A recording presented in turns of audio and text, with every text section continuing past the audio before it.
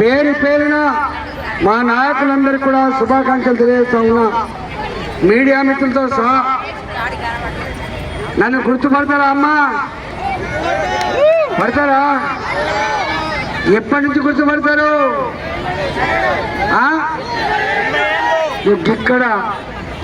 ఇక్కడ గుడిసెలు కూల్చేసినప్పుడు ఖబర్దార్ నా కొడుకులారా, నా పేదల జోలికస్తే మీ పడతామని చెప్పిన మనవాడు.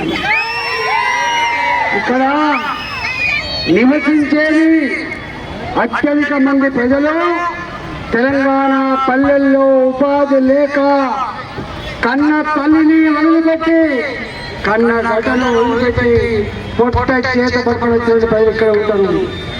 ఇవాళ ఏదైనా సంస్థలు వాళ్ళు వచ్చినా కూడా వాళ్ళు కూడా పేదవాళ్ళు ఇక్కడ ఉంటారు.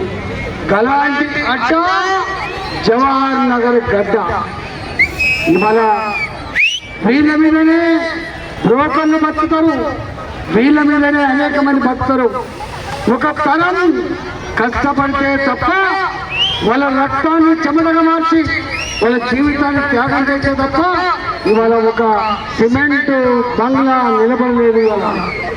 వాళ్ళు అనుకున్నారు మా జీవితాలన్నీ అయిపోయినాయి, మా పిల్లలైనా గొప్పగా చదువుకుంటే వాళ్ళు మంచి ఉద్యోగం చేస్తే చూసి నిలవాలని చెప్పి భావించి మీ జీవితాన్ని త్యాగం చేసిండు.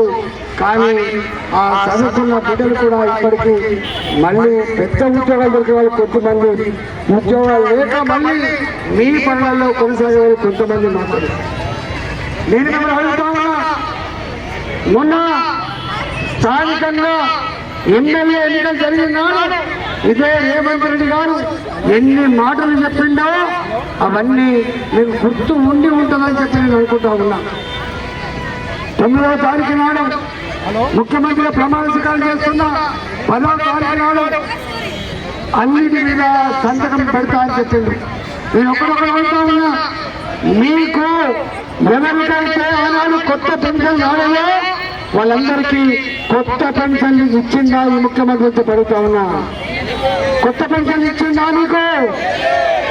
రెండవది 2000 రూపాయల పెన్షన్ ఎంపిసారి 4000 రూపాయలు ఇస్తా అని చెప్పిండు.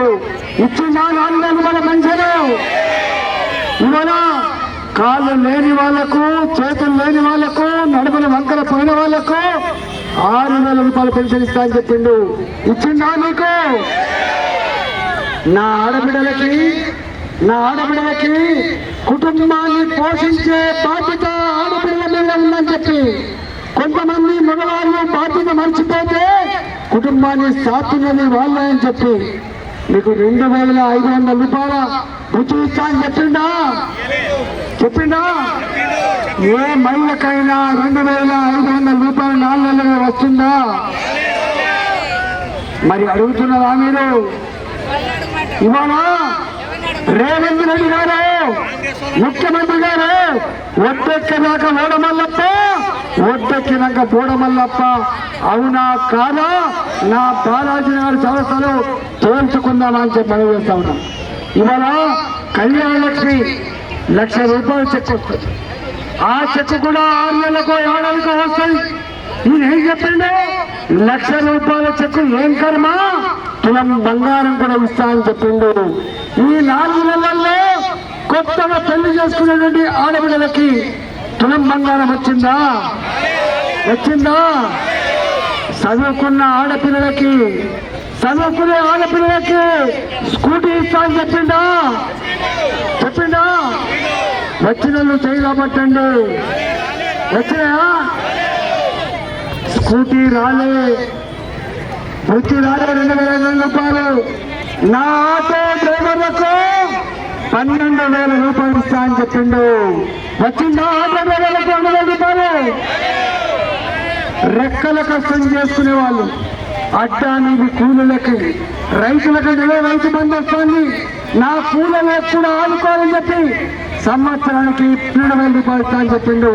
ఇస్తుందా 10,000 రూపాయలు? ఏది లేదు. ఇప్పుడు ఏమంటాడు కేసీఆర్? నాకు ముట్ట చిప్ప చేతికిచ్చిండు అంటున్నాడు.